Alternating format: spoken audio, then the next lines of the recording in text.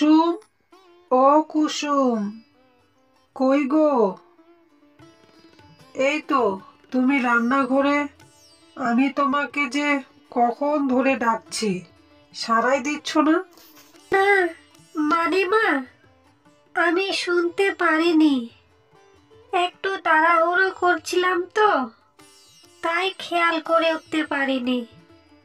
হ্যাঁ মা, এবার বলুন, আপনি কিছু বলছিলেন? তা বলছি যে, এত ভোরে উঠে যে রান্না বসিয়েছো, তা কি রান্না করতে হবে এটা কি তুমি আমার কাছ থেকে একবারও জেনে নিয়েছো? হুম। কি ব্যাপারটা কি তোমার? একটু দেখি কি বানাচ্ছো। এ বাবা, এ তো ডাল দেখছি। তুমি জানো না, আমাদের বাড়িতে কেউ এসব তেমন ডাল পছন্দ করে না। তুমি এখন দিব্যি কার জন্য রান্না করছো এসব? আর কাল যে তোমাকে তোমার ননদ বলল যে আজ ইলিশ ভাপা খাবে, তুমি কি সেটা শুনোনি নাকি? না ইচ্ছে করে করছো এসব? কি হলো কুসুম, বলো, চুপ করে বসে আছো যে? এইভাবে কেন বলছেন মা? আপনার ছেলে আজকে কাজে একটু তাড়াতাড়ি বেরোবে, তাই তাড়াহুড়ো করে একটু ডাল রান্না করছিলাম। এত তাড়াতাড়ি অন্য কি রান্না করব কিছুই তো বুঝতে পারছি না, তাই ভাবলাম ডালটা বসিয়ে দিই। এত কথা বলছো কেন? ছাড়ো এসব। শোনো, তোমার ননদ যখন বলেছে ইলিশ ভাপে খেতে চেয়েছে, তখন সেটাই করতে হবে তোমাকে। আমি ওসব জানি না। দুইটা না, তিনটা না, তোমার একমাত্র ননদ। তাই তোমাকে আমি বলছি, তোমার ননদ যা বলছে তোমাকে সেটাই আগে রান্না করতে হবে। এই কথাটা আগে ভালো মতো করে মাথায় ঢুকিয়ে নাও। যাই হোক, এসব ডাল টাল নামাও, এখন ইলিশ ভাপাটা বসাও শিগগিরই। ইলিশ ভাপে? কিন্তু মা, ইলিশ ভাপে তো আমি আগে কখনো বানাইনি। এখন যে আমি কিভাবে বানাবো? না মানে, আমি তো ইলিশ ভাপে কোনোদিন করিনি, তাই কি করে করব কিছুই তো বুঝতে পারছি না। দেখ কুসুম, ওই সমস্ত ঢঙ্গের কথা না আমাকে বলতে আসবে না। ও যখন খেতে চেয়েছে তো তোমাকে বানাতেই হবে। কিভাবে বানাবে, কেমন করে বানাবে, সেই সব আমি কিছু জানি না।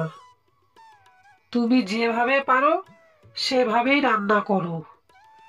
ও হ্যাঁ, আরেকটা কথা, রান্নাটা যেন ভালো হয়। জানো তো, ইলিশ মাছের কিন্তু অনেক দাম, তাই নষ্ট যাতে না হয়, মন দিয়ে বানাও, ভালো হয় যেন খেতে। এখন আমি গেলাম, ওইদিকে অনেক কাজ পড়ে আছে আমার।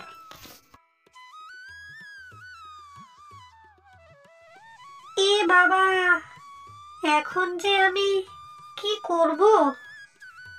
হে ভগবান, কোনো একটা উপায় দেখাও।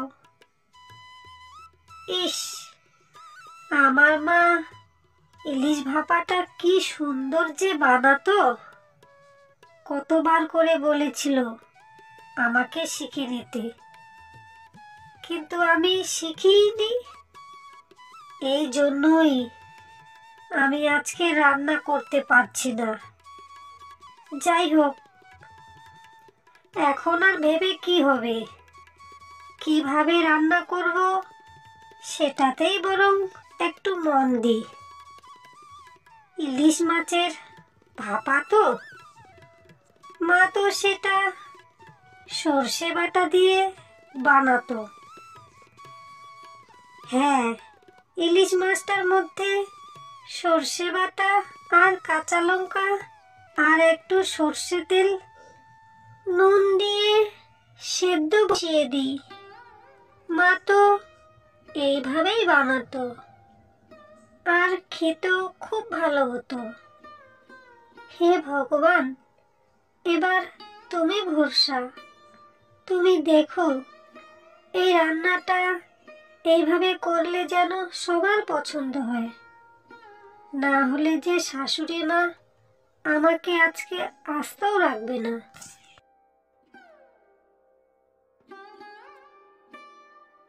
বৌদি, ও বৌদি, এখনো যে রান্নাঘরে বসে আছো?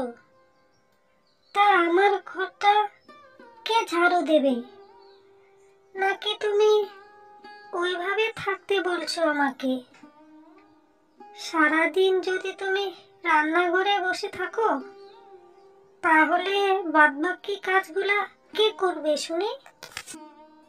না মানে, তুমি যাও, আমার রান্নাটা তো প্রায় হয়ে এসেছে। আমি এইদিকে গুছিয়ে এখনই তোমার ঘরটা আগে পরিষ্কার করে দিচ্ছি। কি রান্না করছো দেখি একটু। এ বাবা, এসব কি? ইলিশ মাছের ভাপে? ধুর, আমি তো ভেবেছিলাম যে আমি ইলিশ মাছ ভাজা আর আলু দিয়ে ইলিশ মাছের ঝোল খাবো। তুমি এসব কি রান্না করছো? আমি খাবো না এসব। তুমি এখনই এসব বাদ দিয়ে তুমি আমার জন্য ইলিশ মাছের ভাজা আর আলু দিয়ে ইলিশ মাছের ঝোল করে দাও। এখনই বসাও।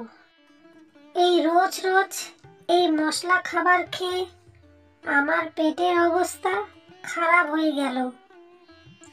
তুমি বোধহয় সাধারণভাবে রান্না করা শেখোনি না? বাপের বাড়িতে তুমি শুধু হাওয়া লাগিয়ে বেড়াতে নাকি? যত সব নেকামো মাগো।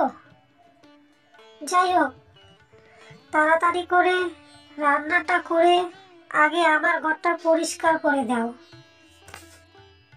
না মানে টুম্পা, মা যে বলল তুমি নাকি ইলিশ ভাপে খাবে, তাই তো আমি এখন ইলিশ ভাপে রান্না করলাম। আরও এখন আবার তুমি বলছো যে এইসব যা বানিয়েছো বানিয়েছো। এখন আমি যেটা বলছি আগে সেটা করো। তোমার সাথে আমার এত কথা বলতে সত্যি ইচ্ছে করে না। আর মা, একজন বয়স্ক মানুষ, কি বলতে তোমাকে কি বলে ফেলেছি, ওসব তুমি একদমও শুনবে না। তুমি আমার কাছে এসে আগে জিজ্ঞাসা করবে, আমি যা যা রান্না করতে বলবো তুমি তাই করবে। হায় ভগবান, তাহলে কি আজকে আমাকে সারাদিন রান্নাই করতে হবে? কি আর করার আছে? এখন যদি ননদের কথা না শুনি, তাহলে শাশুড়ি মা তো ভীষণ রেগে যাবে।